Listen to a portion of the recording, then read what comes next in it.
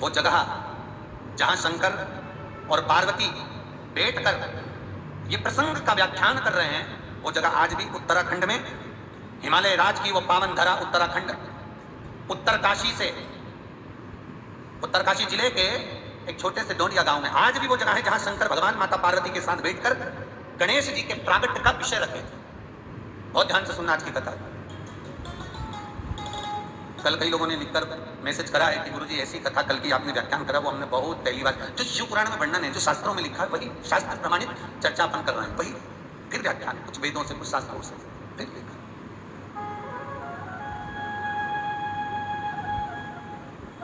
कभी उत्तरकाशी जाएं तो वहां जाकर पूछना कि जहां गणेश जी का माथा कटा था, सिर कटा था, हमें वहां जाना है। इतनी सुंदर जगह।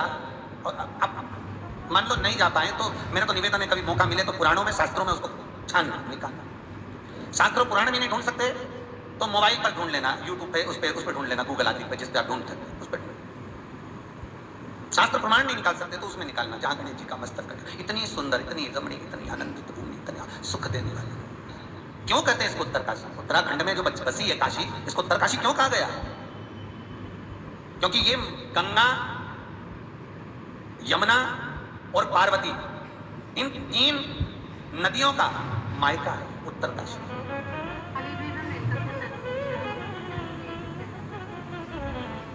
एक काशी जहां पर भगवान विश्वनाथ विराजमान है, एक काशी जहां भगवान शंकर विराजित है।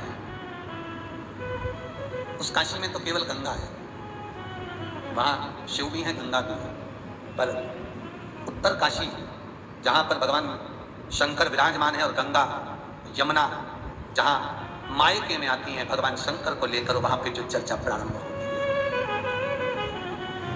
फिर जो व्याख्यान चालू होता है उत्तरकाशी की धरा पर, जो प्रसंग प्रारंभ हुआ, जो प्रसंग चला। आज माता पार्वती ने शंकर जी को देखकर कहा, भोलेनाथ जी आज बड़े प्रसन्न चित्त में दिख रहे हो। पति घर पर आया और बहुत मुस्कुरा रहा है तो पत्नी समझ जाती जरूर कोई बात, आज हुआ क्या ये बता दो। और कभी कभी धर्म पत्नी भी बड़ी प्रसन्न दिखे तो पति समझ जाता है आज जरूर 1500 का नोट जाने वाला है।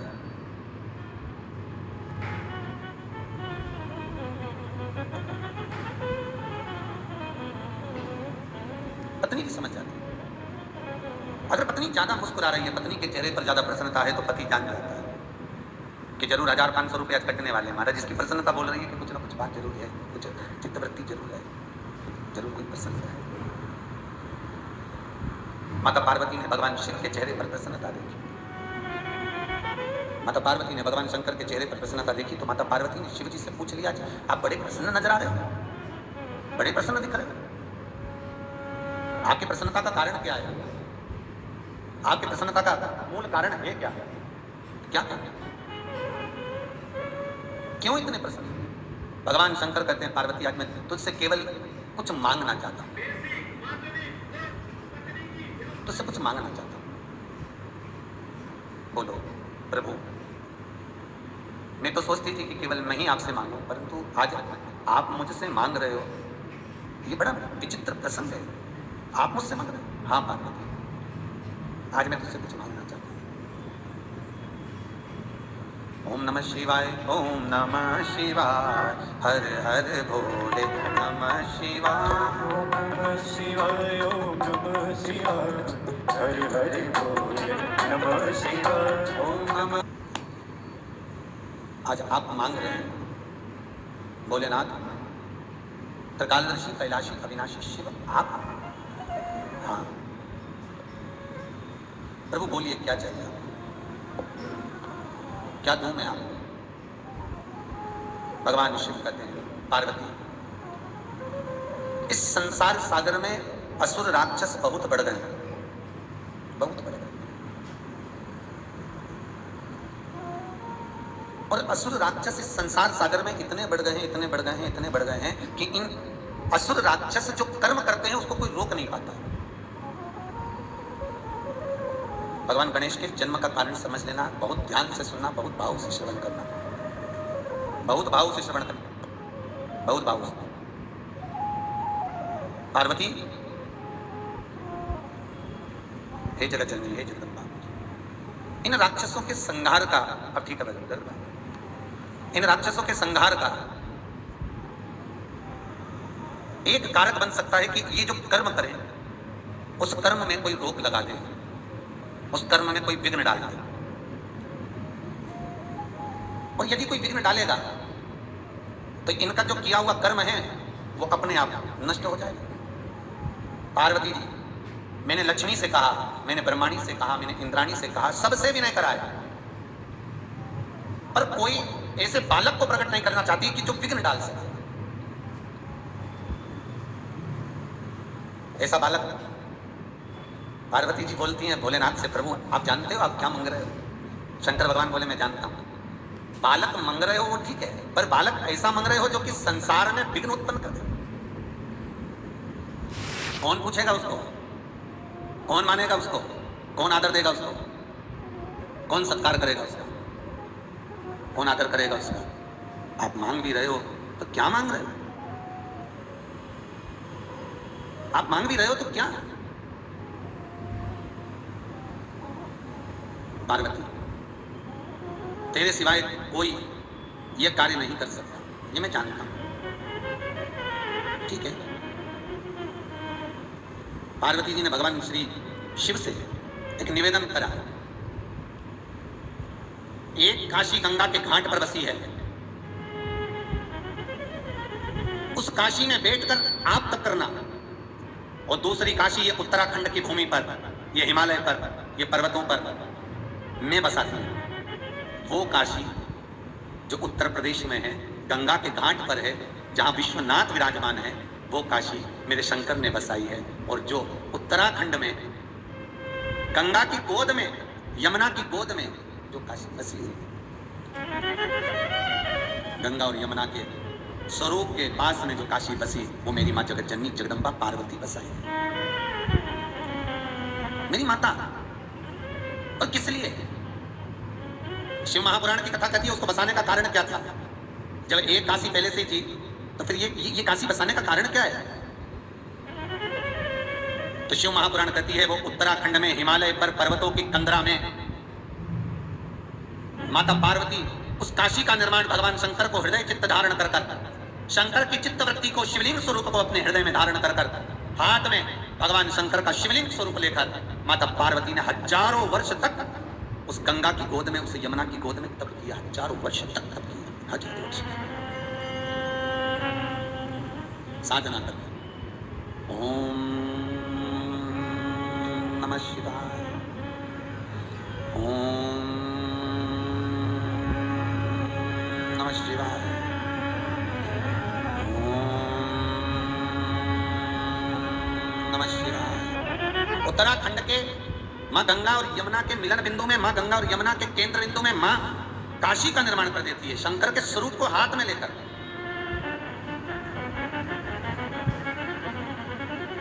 कितना सुंदर व्याख्यान है। जो काशी हम दर्शन करने के लिए जाते हैं गंगा के घाट पर उत्तर प्रदेश में, वो काशी भगवान शंकर के हस्त कमल पर बसी है। जिस काशी का हम उत्तराखंड की भूमि पर उत्तर काशी का दर्शन करने जाते हैं, वो माता जगत जननी के हस्त कमल पर बसी है। इसलिए शायद उसको देवभूमि कहते हैं, क्योंकि मां देवता स्वतः निवास करते हैं। जिसके हस्त कमल पर स्वयं शंकर की भूमि का निर्माण हो जाता है, वो सहज नहीं हो सकती, सरल नहीं हो सकती, तो सहज नहीं। मां बैठ गई तब करने, पर भोलेनाथ जी से एक वर मांगना चाहती हूं मैं, आपसे केवल एक वर चाहिए। शंकर जी बोले बोलो क्या चाहिए? पार्वती कहती है बालक को प्रकट मैं करूंगी, मेरा बालक जगत में विघ्न डालेगा राक्षसों के कार्य में, पर उसका नाम बिगड़ना नहीं चाहिए, जगत में वो पूजा जाए, क्योंकि मैं जन्म दे रही हूं उसको, मैं प्रकट कर रही हूं। नहीं तो दुनिया के लोग कहें बताओ माता पार्वती के तन से जो बालक प्रकट हुआ था वो विघ्न डालने वाला, लोग उसको पूछे ही ना, लोग उसका स्मरण ही ना करें। ये भगवान के गणेश के प्रागट्य की कथा है कि उनका प्रागट्य क्यों हुआ, किस लिए हुआ, किसके लिए हुआ, कारण क्या था, इस कारण से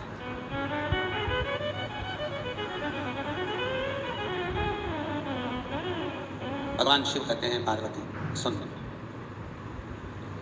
मैं तुझे वर देता हूं, तेरा जो बालक इन असुरों के कार्य में विघ्न डालने के लिए जो पैदा हो रहा है, जन्म ले रहा है, मैं तुझे वर देता हूं पार्वती, उस बालक का नाम दुनिया के लोग केवल स्मरण ही करेंगे तो उनका विघ्न हट जाएगा, उसका नाम विघ्न हरण होगा, और राक्षसों के लिए विघ्न देने वाला होगा और संसार के लिए विघ्न हरने वाला होगा। एक साधारण सी कथा लोग कह देते हैं कि गणेश जी का जन्म हुआ, क्यों हुआ? तो कहा उपटन लगाया था माता जी ने, तन पे से निकाल लिया, पुतला बना लिया, स्नान करने जा रही थी, उसमें प्राण दे दिए, दरवाजे का द्वारपाल बन गया वो विनायक, और शंकर जी ने उसका सिर काट दिया, बस गणेश जी का जन्म हो गया। अरे कारण क्या था गणेश के जन्म का? क्या कारण है? उस कारण को भी तो जानना पड़ेगा, उस कारण को भी तो पहचानना पड़ेगा कि कारण पड़ा क्या। महाराज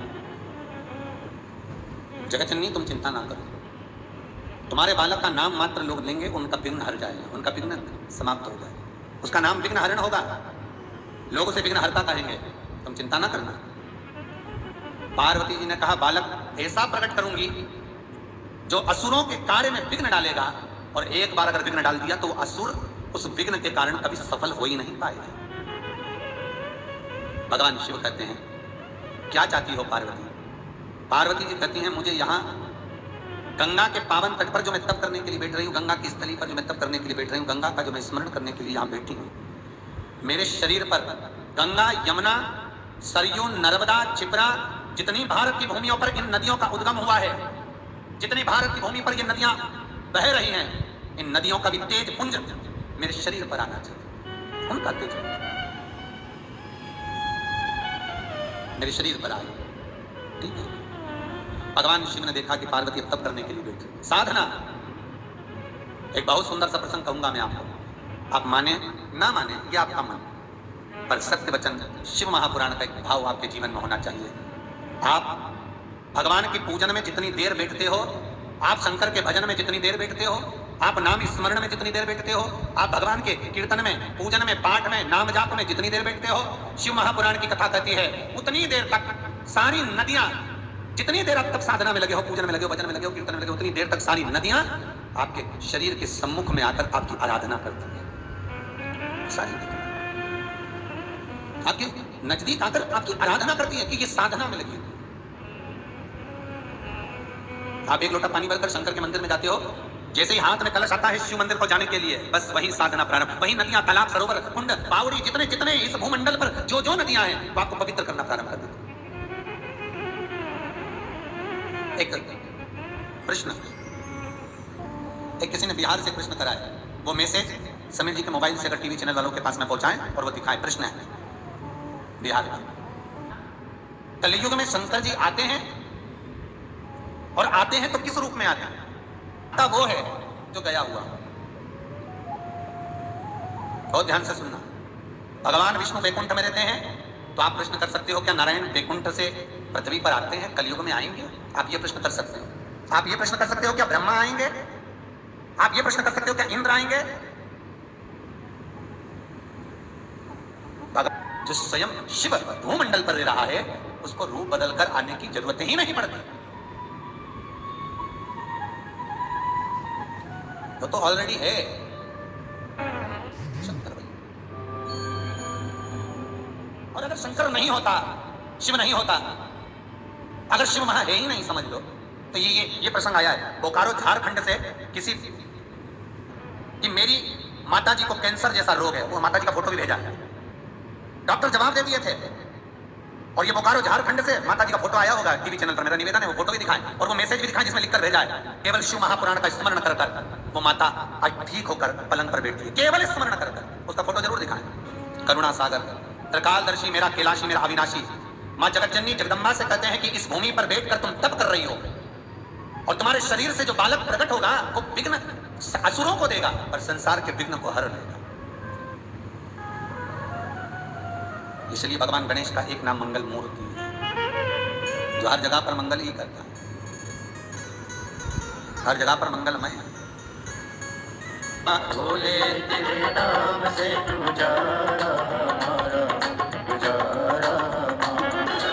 बोले तेरे नाम से गुजारा हमारा, हमारा नहीं है तो आएगा क्यों? हर कण कण में, प्रत्येक कंकर में शंकर नजर आता है। जैसे रुक्मणी जी ने पत्र लिखकर ब्राह्मण के हाथ भेजा था, पार्वती ने पत्र लिखकर ब्रह्मा के हाथ भेजा था, जाकर कहो भोलेनाथ से जब मेरी नगरी में आए तो सुंदर बनकर आए, रूप धर कर आए। शंकर भगवान ने पत्र पढ़ा और तुरंत बुलवाया गणों को। हमारी घरवाली बोली है रूप रख कर आना है, जाओ कोई पार्लर वाले को पकड़ के लाओ। अब पार्लर वाला कौन मिले वहां संसार में? शंकर जी के गण आकर के नंदी बोला मैं तैयार कर दूंगा, श्रृंगी बोला मुझे बहुत अच्छा तैयार करना आता है, भृंगी बोला मुझे भी आता है। दुनिया के लोग ऐसा कोई डब्बे में से निकाल के ऐसे मल के लगा तो हमको भी आता है, हम अब भी आए। और भृंगी गया चिता की अग्नि को लेकर आया, जलती हुई अस्थियों को और पानी डाल के ठंडा कर लिया और उसको फेंट लिया। लकड़ी जलकर खाक हो जाए उसमें सफेद बना जाता है, उसको फेंट रहे और भृंगी ने पूरे शरीर पर मल दिया। इतने चमक गए, इतने चमक गए। कभी तुम भी चमकना हो तो लगा सकते हो, ऐसा नहीं है। चमक भृंगी चमका। कोई जटा संवार रहा है, कोई जटा बना रहा है, कोई नरक छाला लगा रहा है, कोई सर्प बांध रहा है, भगवान को सुंदर बना रहे हैं। पार्वती ने लिख के भेजा है अच्छा रूप रख के आना। शंकर भगवान का इससे अच्छा रूप और क्या हो सकता है बोलो जरा? नंदी पर बैठना था, श्रृंगी बोला चढ़ो, नंदी का मुंह उधर, शंकर जी बैठे उल्टे, मुंह इधर। श्रृंगी बोला उल्टे क्यों बैठे हो? भगवान शंकर बोले हमारा कोई बाप नहीं, हमारा कोई भाई नहीं, बारात कैसे देखेंगे? आगे से नंदी देखेगा, पीछे से हम देखेंगे, इसलिए उल्टे बैठ कर गए। जब हिमालय राज की नगरी में पहुंचे हैं, हिमालय राज की नगरी में जब प्रवेश किया है, नगरी के लोग अंबर पीतांबर रतन माणिक मोती सोना चांदी सब रत्नों से सजे हुए थे और भगवान शंकर बिना रतन के दूल्हा नंदी पर उल्टा बैठकर सामने खड़ा हुआ था।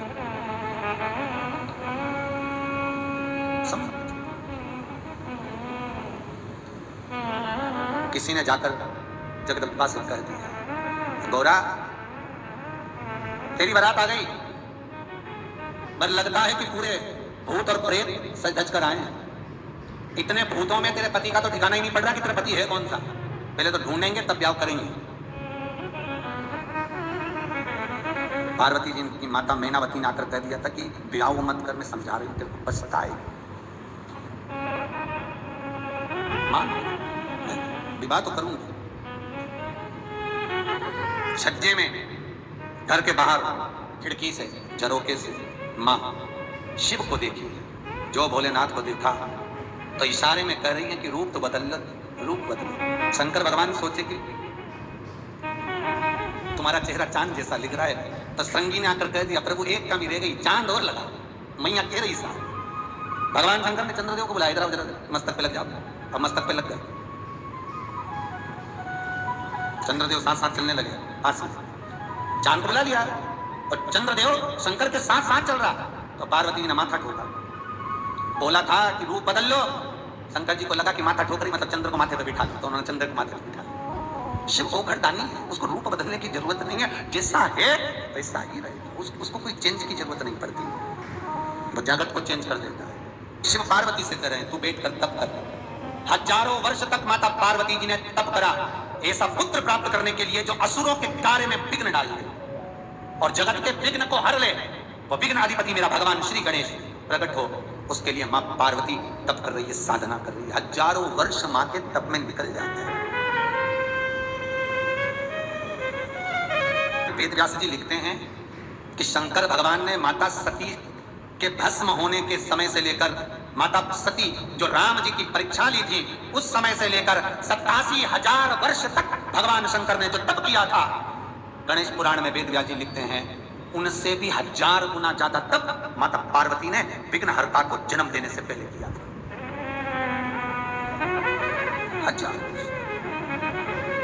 1000 वर्ष। और माता के शरीर पर 33 कोटि देवताओं का तेज पुंज विराजमान हो गए। माता पार्वती के शरीर पर भगवान 33 कोटि देवताओं की तेज दृष्टि, क्योंकि मां जब तप करती थी सब मिलने आते थे, आराधना कर जाते थे, अपना तेज दृष्टि छोड़ जाते थे। नारायण आए, ब्रह्मा आए, सारे देवता वहां आकर स्तुति माता की कर रहे हैं। हे मां, हे जगतजननी, हे जगतधात्री, हे मां दुर्गा, हे भवानी, हे पार्वती, आपके सिवाय कोई जन्म नहीं प्रकट नहीं कर सकता। विघ्नहर्ता आपकी कृपा है, आपकी दया है। और समय आया, काशी से भगवान शंकर पहुंच गए उत्तर काशी। पार्वती उठो। काशी में जो अन्नपूर्णा का मंदिर है, माता काशी में जो अन्नपूर्णा माता का मंदिर है शंकर के, विश्वनाथ के मंदिर के ठीक पास, वैसा ही अन्नपूर्णा माता विश्वनाथ मां अन्नपूर्णा उत्तर काशी के डोंडिया गांव में विराजमान, आज भी जहां गणेश प्रगटे थे, जहां गणेश का जन्म हुआ था, जहां पर भगवान गणेश जी महाराज का प्रागट्य हुआ है। दुनिया की सबसे सुंदर झील वहीं पर है, गणेश जी का मंदिर के पास है, जहां माता पार्वती स्नान करने गई थी। और माता पार्वती ने जिस झील में स्नान करा था, जो चारों तरफ कंदराओं में गुफाओं में बनी हुई है, वो झील का पानी आज भी सड़ता नहीं है महाराज, जिसमें मां स्नान करी थी, सड़ता नहीं। भगवान शिव से माता ने कहा, आप आए स्वामी, बोलो, अब तक छोड़ो, अब उस बालक को प्रकट करो। माता ने अपने तन पर उपटन लगाया, सखियों ने उपटन लगाया और भोलेनाथ जी से कहा, प्रभु मैं उस बालक को प्रकट करती हूं। कही शरीर से सारे देवताओं के दृष्टि से जो तप साधना जुड़ी हुई थी, उसको एक पुतले के रूप में प्रकट कर लिया, प्रकट करा। सखी बोलती है, ये बालक में अगर प्राण आ जाए तो हाँ, क्यों नहीं। जल छोड़ा, बालक में प्राण आ गए। पूछा, मैं कौन? तो विनायक, तो विघ्नहर्ता। क्यों जन्म हुआ है मेरा, किस लिए मैं प्रकटा हूं? मैं स्नान करने जा रही हूं। तो रुक। शिव जी आए, कलकत्ता में वर्णन किया था, शीश कटा। भगवान गणेश जी महाराज ने गज का मुख लगने पर अपनी माता से प्रश्न किया, मां मेरे जन्म का कारण क्या है, मैं क्यों जन्मा हूं, उसका कारण तो बताओ। माता कहती है, बेटा ये असुर, ये राक्षस कुछ कर्म ऐसा करते हैं जिस कर्म के कारण देवताओं को पछताना पड़ता है, तो इनके हर कार्य में तुझे विघ्न डालना है, हर कार्य में तुझे विघ्न डालना है, ठीक है। असुरों के कार्य में विघ्न देने लगे। श्री गणेश जी महाराज एक बार नंदी से पूछते हैं, नंदी बेटा था, गणेश जी की अवस्था छोटी सी थी, और गणेश जी ने नंदी से पूछा, नंदी काका, नंदी काका। नंदी काका बोले, हाँ। ए नंदी काका, हाँ बोलो गणेश। गणेश जी पूछते हैं, नंदी काका ये तो बताओ कि मुझे जन्म दिया किसने? नंदी काका बोले, माता ने। संसार को जन्म देने वाली कौन है? नंदी काका बोले, माता। संसार का पालन करने वाली कौन है? माता। जगत का कल्याण करने वाली कौन है? माता। तो नंदी काका, ये जितने भी संसार में मनुष्य जन्मे हैं, चाहे वो स्त्री हो, चाहे वो पुरुष हो, चाहे वो देव हो, चाहे वो राक्षस हो, सबका जन्म किसने करा? नंदी काका बोले, माता ने। गणेश जी को समझ में आ गया, गणेश जी की चित्त वृत्ति में ये बात बैठ गई कि ये पूर्ण संसार मेरी मां जगत जननी पार्वती के द्वारा निर्मित है, तो इस संसार में जितनी स्त्रियां हैं ये मेरी माता के तुल्य हैं, इसलिए मैं विवाह नहीं करूंगा, मैं शादी नहीं करूंगा। ये जितनी भी स्त्रियां हैं, माता ने जिनको जन्म दिया है, मेरी माता ने जिनको पैदा किया है, मेरी माता ने इस संसार का जन्म करा है, तो मैं विवाह नहीं करूंगा। ये गणेश जी ने विचार कर लिया, और श्री गणेश जी महाराज लंबोदर वक्रतुंड गंगा के घाट पर पहुंच गए, और गंगा के घाट पर गणेश जी महाराज तप करते, साधना करते। जो साधना में श्री गणेश जी महाराज गंगा के घाट पर बैठकर तप कर रहे थे, गंगा के घाट पर बैठकर जो गणेश जी महाराज साधना कर रहे हैं, तप कर रहे हैं, साधना में डूबे हुए हैं श्री गणेश। शास्त्र कहता है, गणेश पुराण कहती है, गणेश जी महाराज ने 20,000 वर्ष तक जब तक साधना श्री गणेश जी कर रहे, हजारों वर्ष की साधना जब गणेश जी महाराज की हो गई, तब राक्षस कुल में जन्मी वृंदा, राक्षस कुल में जन्मी वृंदा गंगा के घाट पर भ्रमण करने के लिए आई, और भ्रमण करने के लिए जब वो वृंदा गंगा के घाट पर पहुंचती है, वो वृंदा भगवान श्री गणेश जी महाराज को देखती है, जिनका गज का मुख लगा है, तोंद भी बहुत बाहर है। वृंदा देखकर उनकी ओर आसक्त होती है, नृत्य करा। गंगा के घाट पर वृंदा ने साधना करी, तप करा, गणेश जी को रिझाने का संपूर्ण प्रयास वृंदा ने कर दिया, संपूर्ण प्रयास वृंदा कर दिया, और गणेश जी महाराज ने उस पर ध्यान नहीं दिया। अब वृंदा ने करा क्या? देवगुरु बृहस्पति के पास पहुंचा, और वृंदा देवगुरु बृहस्पति के पास जाकर पूछती है, देवताओं के आप गुरु हो, मैं राक्षस कुल में जन्मी हूं, मेरी प्रवृत्ति राक्षस की है, पर यह बताओ कि ये विनायक, ये भगवान लंबोदर गणेश किनके पुत्र हैं? तो कहा शंकर के। वृंदा जान गई, अगर माता पिता का आदर करेंगे तो हो सकता है कि गणेश जी हमें पूछ लें। हो सकता है गणेश जी ने पूछे। महाराज, वृंदा ने गंगा के घाट पर एक शिवलिंग का निर्माण किया। शिवलिंग का निर्माण वृंदा करती है और पार्थिव शिवलिंग का निर्माण कर वृंदा गंगा का जल शंकर पर समर्पित करती है। भगवान गणेश जी महाराज जो तप साधना में लीन थे, उनके ध्यान में वही शिवलिंग बार बार आ रहा था। अभी तक साधना टूटी नहीं है श्री गणेश जी की, अभी तक साधना मेरे गणेश की नहीं टूटी। लीन और वृंदा जो शिवलिंग का पूजन कर रही है, वृंदा जिस शिवलिंग का स्मरण कर रही है, वृंदा जिस शिवलिंग पर गंगा का जल समर्पित कर रही है, वो शिवलिंग बार बार गणेश जी की चित्तवृत्ति में आ रहा है, बार बार सम्मुख आ रहा है। और वृंदा ने विचार कर लिया कि अब मुझे ये संसार सागर में नहीं, अब मुझे गणेश जी के चरणारविंद में रहना है। तो उन्हें मनाने के लिए मुझे शिव को मनाना है। जाना है हमको कैलाश, ओ भोले बाबा, जाना है हमको कैलाश, ओ भोले बाबा जाना है हमको कैलाश, ओ भोले बाबा जाना है हमको कैलाश, ओ भोले बाबा जाना है हमको कैलाश, ओ भोले बाबा जाना है हमको कैलाश, ओ भोले बाबा जाना है हमको कैलाश, ओ भोले बाबा जाना है हमको कैलाश, ओ भोले बाबा। आओ वृंदा ने तप किया, गंगा के घाट पर साधना करी वृंदा, और बहुत तप। वृंदा जब शिवलिंग का निर्माण कर कर भगवान शंकर की आराधना करती है, पूजन करती है, साधना करती है, गणेश जी का ध्यान भटक गया। वृंदा को देखा, वृंदा कहती है, प्रभु मैंने तप, मैंने शिव अर्चना, मैंने भजन इसलिए किया कि मैं आपको अपनाना चाहती हूँ, आपसे विवाह करना चाहती हूँ। मना कर दिया श्री गणेश जी महाराज ने। मैंने नंदी काका से पूछा था, नंदी काका बोले हैं कि ये सारा संसार मेरी माता के द्वारा जन्मा है, प्रकट किया गया, तो मैं विवाह नहीं करूंगा, मैं ब्रह्मचारी व्रत रखना चाहता हूं, मैं ब्रह्मचारी बनना चाहता हूं। वृंदा ने खूब किया पर गणेश जी नहीं माने, श्राप दे दिया। वृंदा कहती है, मेरा श्राप है, तुम एक शादी के लिए मना कर रहे हो, तुम्हारे 2 मंगल विवाह होंगे। गणेश जी कहते हैं, वृंदा बिना सोचे समझे तूने मुझे श्राप दिया है, मैं तुझे श्राप देता हूं, तू तुलसी का पौधा बनेगी और मेरे सामने कभी नहीं आएगी। एक शंकर जी, एक गणेश जी, ये 2 देवता ऐसे हैं जिन पर तुलसी नहीं चढ़ती है, उनके भोजन में कभी तुलसी नहीं जाती है, उनकी भोजन की थाली में कभी तुलसी नहीं जाती। शंकर को तो फिर भी वैकुंठ चतुर्दशी के दिन रात्रि को 12 से 4 के बीच में तुलसी चढ़ भी जाती है, पर गणेश जी को तो तुलसी चढ़ती ही नहीं।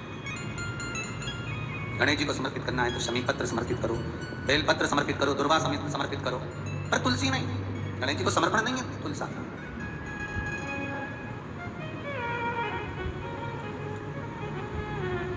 गणेश जी की साधना को तोड़ दिया, तब साधना गणेश जी की टूट गई। गणेश जी कैलाश पर चले गए। समय आया, प्रजापति विश्वरूप विश्वकर्मा की धर्मपत्नी कंचना, रिद्धि सिद्धि की मां, गणेश जी के ससुर और सास का नाम आप बहुत ध्यान रखकर रखना, कंचना देवी, प्रजापति विश्वरूप विश्वकर्मा की धर्मपत्नी कंचना देवी। एक बार भगवान शिव का स्तमन कर रही थी, बैठी थी, और भगवान विश्वकर्मा जी से उन्होंने पूछ लिया, प्रभु मेरी चित्तवृत्ति में मैं इतना सा चाहती हूं कि मेरे तप बल से, मेरी साधना से, मेरे शरीर से, मेरी तप साधना से जो कन्या जन्म ले वो जगत का भरण पोषण करने वाली हो, जगत का लाभ देने वाली, भरण पोषण करने वाली हो, ऐसी कन्या मेरे द्वारा प्रकट हो। माता कंचना रिद्धि सिद्धि की माता खूब तप करी, खूब। इधर देवताओं ने, ब्रह्मा जी ने भगवान गणेश जी की बुद्धि, जो बुद्धि के देवता हैं, उनकी बुद्धि फेरने के लिए सरस्वती को भेज दिया, और यहां पर कंचना देवी 2 कन्याओं को पाने के लिए, ऐसी कन्या जो जगत का भरण पोषण करेगी, ऐसी कन्या जो जगत विख्यात होगी, ऐसी कन्या जो जगत को फलीभूत करने वाली है, आनंद देने वाली है, उसके लिए कंचना तप कर रही है, और उधर ब्रह्मा जी ने सरस्वती को भेज दिया भगवान श्री गणेश जी की बुद्धि को फेरने के लिए। गणेश जी के जन्म के समय पर सारे देवी देवताओं ने आकर गणेश जी को वर दिया था, सारे देवताओं ने, सारी देवियों ने, सब ने आकर वर प्रदान करा। उसमें माता सरस्वती भी थी, और माता सरस्वती ने गणेश जी को वर दिया था कि तुम बुद्धि के देव कहलाओ, तुम्हारे बुद्धि की कभी कमी। और आज ब्रह्मा जी वापिस सरस्वती को गणेश की बुद्धि फेरने के लिए भेजा, वापिस सरस्वती। इतने में माता सरस्वती आई, और माता सरस्वती आकर एक पवन के रूप में आकर गणेश जी की मस्तक पर के पास पहुंच गए। सरस्वती आज पवन के रूप में, माता पार्वती ने हाथ में जल लेकर सरस्वती पर, क्या बताएं, ब्रह्मा जी ने भेजा, ब्रह्मा जी ने भेजा, क्यों भेजा, किस लिए, बस ये विवाह कर लें और कुछ नहीं। ब्रह्मचारी का जीवन जीना है, इस ब्रह्मचारी के जीवन को छोड़ दें। भगवान माता सरस्वती के शब्द जब माता पार्वती ने सुने तो माता पार्वती सरस्वती से कहती है तुम जाओ, इस चीज के लिए तुम्हारी जरूरत नहीं पड़ेगी। माता सरस्वती के जाने के बाद माता पार्वती ने गणेश को गोदी में बिठाकर कहा, लालन सुनो गणेश। गणेश जी बोलते माँ बोलो क्या बात है, सुन बेटा, संत बनना सरल, ब्रह्मचारी बनना सरल, तपस्वी बनना सरल, साधक बनना सरल, तपस्यावान बनना सरल है। गंगा के घाट पर बैठकर तप करना सरल है, नर्मदा सरयू यमुना के घाट पर बैठकर साधना करना सरल है, पर गणेश एक श्रेष्ठ गृहस्थी बनना कठिन है। ये स्वयं माता पार्वती श्री गणेश जी महाराज से कह रही, स्वयं माता पार्वती जी गणेश जी से निवेदन कर, बहुत कठिन है, बहुत कठिन। और आप सबसे निवेदन करूंगा, साधु सन्यासी तपस्वी साधक उपासक महात्मा जोगी ये सब बनना सरल है। घर छोड़ दो बाबा बन जाओ, सरल है। क्यों? ना घर में परिवार, ना पत्नी, ना बच्चे, ना माता पिता, ना भाई बंधु, ना कुटुंब कबीला, कोई झंझट है ही नहीं। केवल गंगा के घाट पर ले लो, कोई आश्रम में ले लो, 2 रोटी खाने को मिलेगी, चकाचक जिंदगी जी लो, सरल। पर कठिन है परिवार में रहकर भगवत भजन करना, कठिन है परिवार में रहकर नाम स्मरण करना, कठिन है भगवत भजन में डूबना।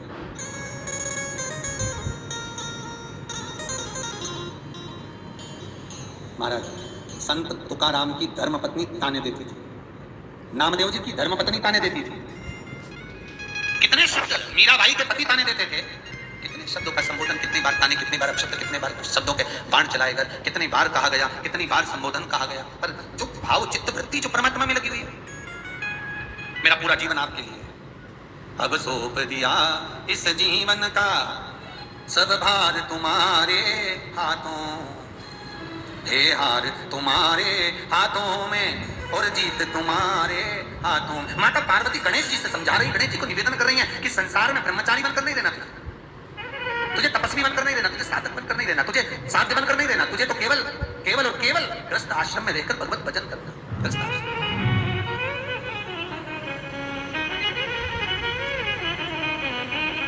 अब माता पार्वती ने पुत्र की बुद्धि को ऐसा कर दिया कि तेरा विवाह होना जरूरी है, पर माता पार्वती के मुख से एक शब्द निकल गया, माता पार्वती के मुख से एक शब्द निकल। अब विवाह करूं तो करूं किससे, ये सोच रही है माता पार्वती। तो गणेश जी बोले, मां तो मेरे लिए कह रही कि विवाह किससे करूं? ऐसा कौन है जो अपनी बेटी मुझसे नहीं भी आएगा? पीछे से नंदी बोला, हाथी का मुंह लगा है और तोंद का ठिकाना नहीं है, कौन लड़की देगा?